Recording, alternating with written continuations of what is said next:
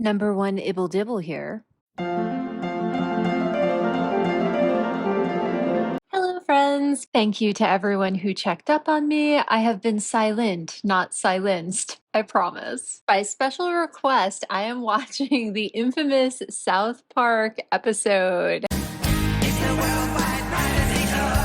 I haven't seen South Park in a solid 15 years. I'm shocked and impressed that South Park has been running for 26 seasons. These boys should have their PhDs by now. I did see H&M's thinly veiled reactions. And then official spokesperson issued rebuttal exactly 48 hours later. H&M, you're not fooling anyone. We all know that both were you. According to a source close to the couple and a source in California, the Duchess felt upset, overwhelmed, and was unwilling to watch the whole thing.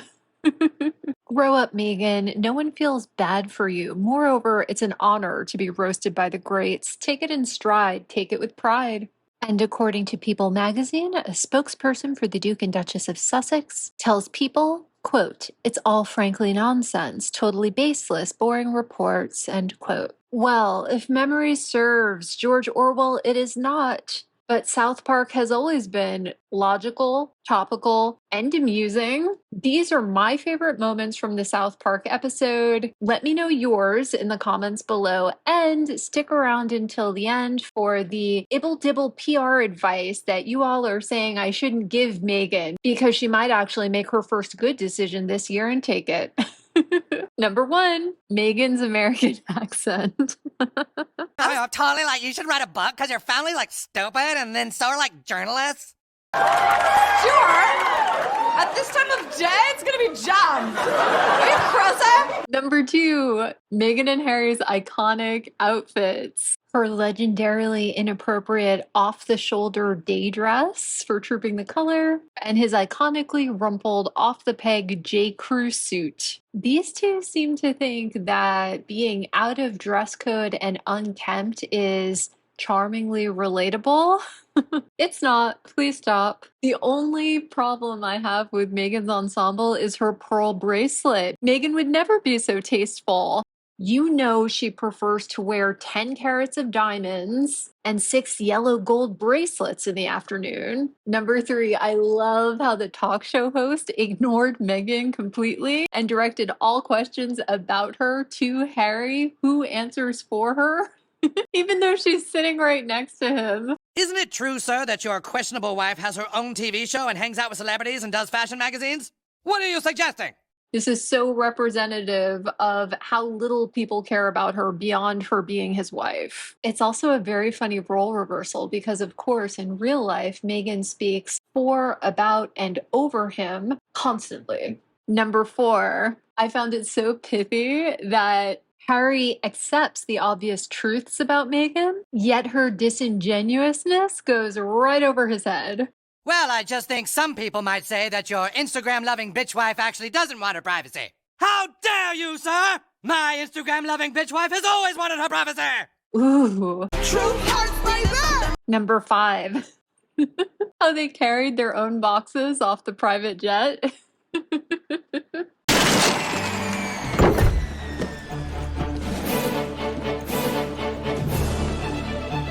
The couch goes in the first row!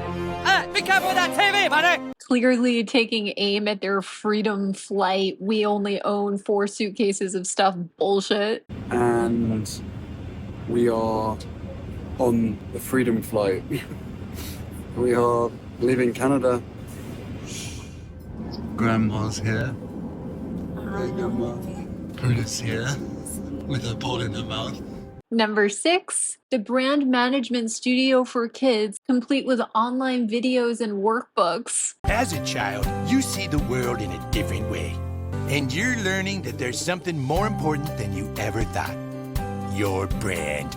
It's so earnest, it's so sweet, and it's so twisted because it's true. These days, kids are breadwinner social media sensations, and mommy bloggers and family travel channels are kind of just that with a sense of shame. Mommy, Mommy! What happened, Ryan? The pool overflowed and now there's a giant wave! Oh no, like a tsunami? I think so, but Mommy, how do tsunamis happen? Good question, Ryan. Come on, explain it to you. Let's go, guys. It's so messed up that kids want to grow up to be YouTubers or TikTokers and not doctors or lawyers. Oh, and it's even more messed up that in order to be successful in that goal, people must act like simplified, idealized versions of themselves every day of their lives. The concept is honestly nuts. I think it's a kind of existential torture. Sorority girl, actress, influencer, victim. Yeah, that's totally me. Okay, I see. And then you added your husband to your friends and family account. You must be the royal prince, millionaire, world traveler, victim. That's right. On first glance, it seems like South Park is tearing H&M apart, but on closer inspection, they're just highlighting that H&M are doing it to themselves. Number 7. Why they even left Canada is beyond me. And she seems to just boss them around and make them do whatever she wants. I mean, why did they even leave Canada and move to South Park anyway? Stan, are you gonna say something? You say it. Say what? Look, Kyle, we just kind of don't care about some dumb prince and his stupid wife. I don't care about them either. So then why do you talk about them all the time? Well, yeah. This is why I'm on YouTube. I chose not to torture my friends with this hobby from jump. And it does give me a satisfying sense of schadenfreude that they're being criticized so openly on such a mainstream show. Number 8. I don't care. Don't care. I guess this is the moment Harry realized he was a Diversity, sir. What the hell? What did he just say? Stop! Lasagna, za! Lasagna, pizza! Diversity, sir. Stop! Lasagna, za! Za! He victimized me. It's because I'm an ethnic woman. He can't do that. I'll say, wait, you're ethnic? This is an outrage. I've always been open to wanting to help them understand their part in it. Number 9. Hey, have some respect for people's privacy. Oh my gosh, the squeaking sound. Number 10. Oh, poor Butters, my love, my favorite, fell into the alpha male scam. Yeah, everyone likes a guy that's strong and assertive, so I told baby to go fuck herself. Who do you even think you are? You want some more of this, you dumb slut? Butters, what are you doing? This isn't you. Hey, Kyle, will you relax? You're kind of fucking up my brand. I really like that the show expanded beyond the H&M narrative to address other social media scourge trends that induce identity crisis and terrible behaviors in young people. Along the same lines, I really appreciate the hustle, execution, grind poster in the background because everyone knows it's their own fault they haven't achieved statistically impossible levels of success because their mindset just isn't straight and they haven't paid the right influencers to give them the right advice to project the right image. Number 12, Meghan literally being a hollow shell. Yes, I'm sure you agree, darling. We can be the people we talked about being, with no more worries about how we look or the image we project to people. What matters is what we have on the inside.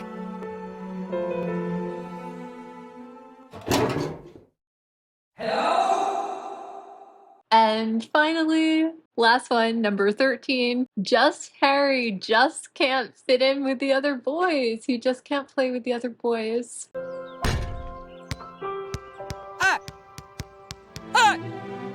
Could I play? Sure, you can play. Great!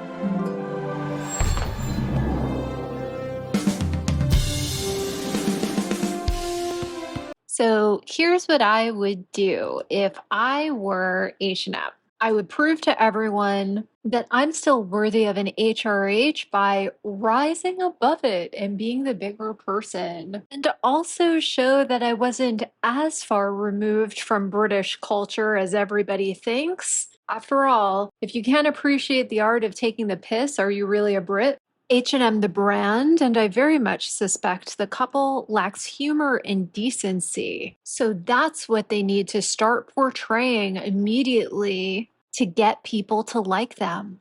Who knows? Maybe if they pretend to be decent people with a sense of humor frequently enough and get their manifestation, meditation, hypnosis, fake therapist from their Netflix series to drill it into their brains, they'll become something closer to decent and humorous. When you try to prove that you're good and that you're not the person they say you are, you're taking the bait.